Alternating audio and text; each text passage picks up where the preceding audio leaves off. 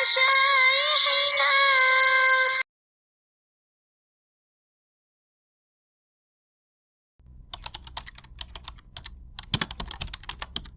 Kita ini jangan terlalu tergiur dengan kekayaan. Karena justru orang-orang yang paling banyak ke surga itu orang fakir.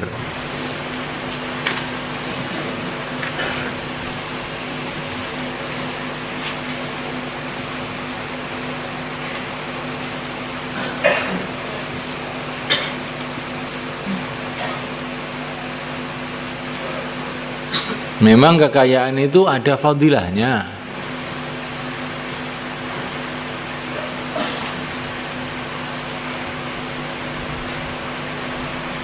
Kalau kekayaan itu digunakan untuk taat kepada Allah. Tapi yang lulus dalam ujian kaya itu lebih sedikit daripada yang lulus dengan ujian kefakiran, kan gitu, jadinya gitu kan. Karena orang kaya itu kalau taat pada Allah juga akan beruntung, orang fakir juga begitu juga. Kalau maksiat kepada Allah, orang kaya juga rugi, orang fakir juga rugi, sama aja. Cuman kalau diibaratkan ini ujian, orang kaya itu yang lulus lebih sedikit sehingga lolos masuk surga. Orang fakir yang lulus lebih banyak.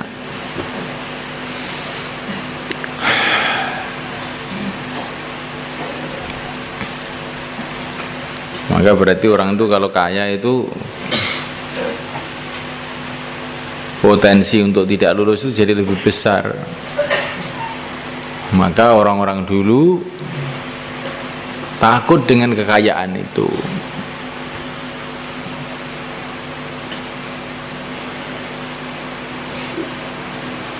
Ini yang pertama.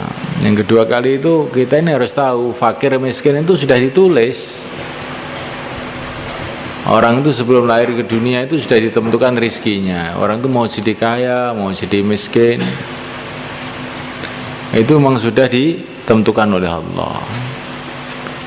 Kewajiban kita ini bukan kalau kita miskin bagaimana jadi kaya, bukan kalau kita ini kaya bagaimana jadi miskin, bukan itu kewajiban kita. Kaya miskin itu bukan di tangan kita, itu semua sudah ditakdir oleh Allah. Tapi yang menjadi kewajiban kita ini bagaimana kita ini menyikapi kefakiran atau menyikapi kekayaan itu dengan cara yang benar.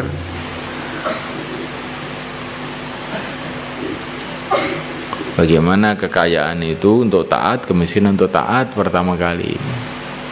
Kedua kali jangan dianggap kekayaan itu satu keberhasilan, kemiskinan satu musibah.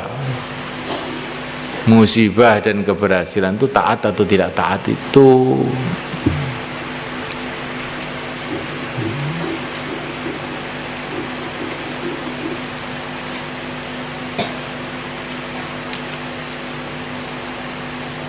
Kalau datang malam, kewajiban kamu bukan bagaimana menjadikan malam itu siang. Kalau datang siang, bukan kewajiban kamu mendatangkan malam. Siang malam itu bukan urusan kamu. Kewajiban kamu itu bagaimana taat kepada Allah waktu siang, taat kepada Allah waktu malam. Walaupun taat dan tidak taat itu pun juga sudah ada takdirnya sebetulnya. Tapi ini dalam lingkup ikhtiar manusia. Ada takdirnya tapi kita ini diperintahkan untuk ikhtiar. Nanti ujung-ujungnya ya kembali pada takdir lagi. Tapi kalau siang malam ini tidak ada kaitan dengan ikhtiar kita. Kita tidak akan ditanya oleh Allah kenapa siang, kenapa malam. Tidak akan ditanya kenapa kamu kaya, kenapa kamu miskin. Yang ditanyakan adalah apakah kamu taat waktu kaya, apakah kamu taat waktu miskin. Itu yang kamu ditanyakan.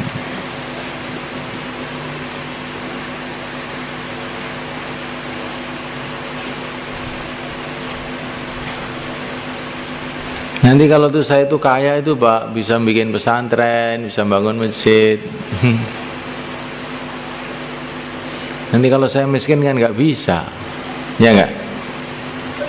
Kayaknya bener ini sudah pemikiran ini.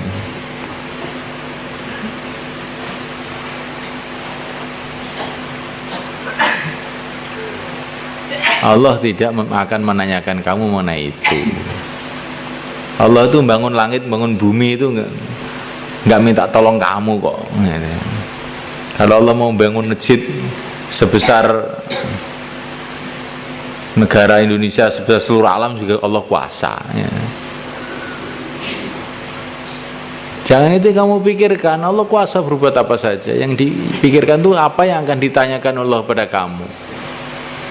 Apa yang telah kamu buat dengan kekayaan kamu, apa yang telah kamu buat dengan kemiskinan kamu. Itu yang kita pikirkan.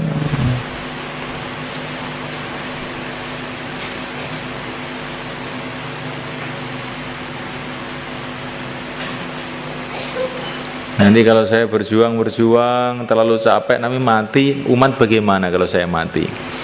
Ya enggak apa-apa kamu mati. Kelihatannya sejak kamu hidup itu malah umat merosot kok. Jangan kamu takut mati gara-gara nanti kalau mati saya bagaimana umat merosot. Enggak apa-apa. Kalau kamu mati, Allah tidak mati. Allah tetap hidup, yang ngatur jagat itu tetap Allah. Yang kamu pikirkan bagaimana taat pada Allah itu aja.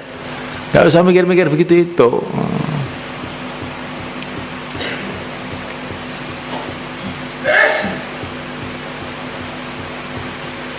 Begitu bagaimana taat pada Allah itu aja. Dalam segala urusan kita, yang kita pikir bagaimana kita taat sudah.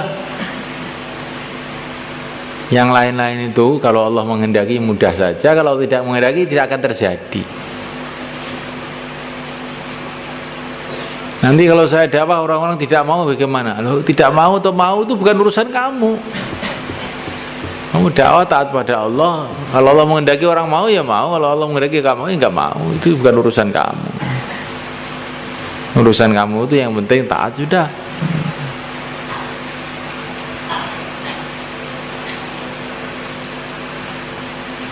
Ini dunia ini cuma ujian 60 tahun 70 tahun kalau umur panjang itu. Kemudian kita dipanggil oleh Allah, akan ditanya apa yang telah kamu buat. Bukan bagaimana keadaan dunia. Itu saluran air sudah jadi belum, jalannya sudah jadi belum, jembatan tidak akan ditanya itu. Kamu akan ditanya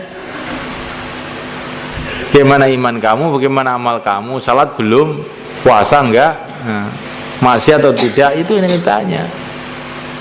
Keadaan-keadaan ini akan ditanya. Keadaan-keadaan ini memang diciptakan oleh Allah untuk menguji kita. Tidak akan ditanyakan oleh Allah kenapa siang, kenapa malam. Tidak akan ditanyakan.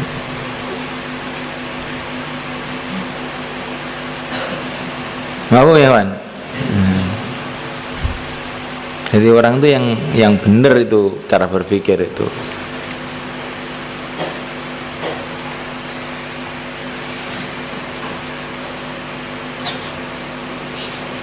Doa juga begitu, yang penting doa.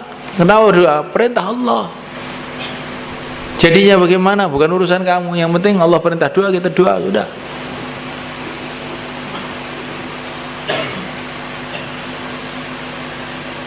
Maka ada seorang ulama itu menghadapi masalah yang sangat sulit. Maka teman-temannya datang menanyakan masalahnya itu gimana itu, kamu dapat kelihatannya dapat masalah yang sangat sulit. Kok kamu nggak ngasih tahu kami kan berpikir untuk membantu gimana. Masalah saya itu sudah saya sampaikan kepada yang bisa menyelesaikan,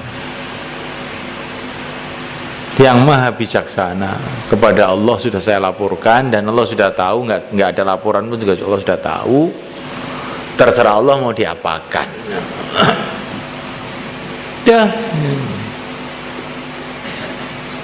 Orang itu nggak usah bingung menghadapi kehidupan ini. Serahkan semuanya kepada Allah. sibuk dalam taat siang dan malam. Dah, itu aja.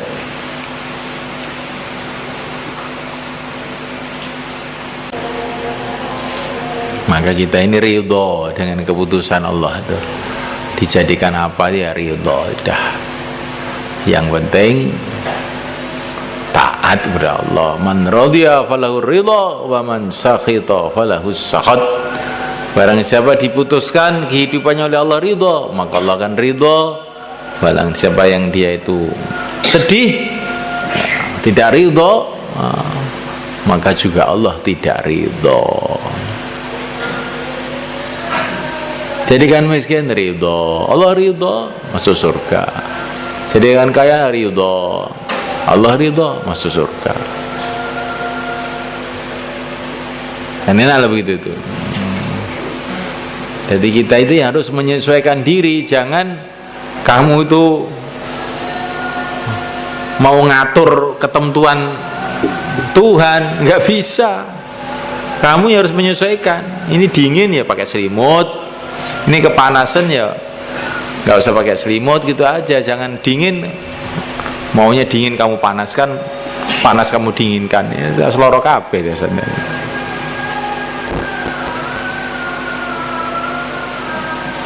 Kita ini menyesuaikan diri kita dengan apa yang telah diputus oleh Allah untuk kita. Itulah makna raditu billahi robba wa bil Islam.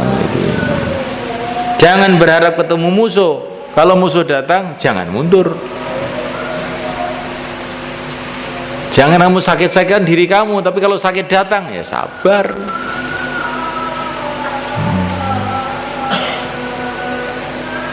Orang itu jangan berusaha dirinya sakit, tapi kalau sakit, sabar. Jangan berharap ketemu musuh. La tatamannau liqal adu wa idza laqitum fasbiru, kata Nabi.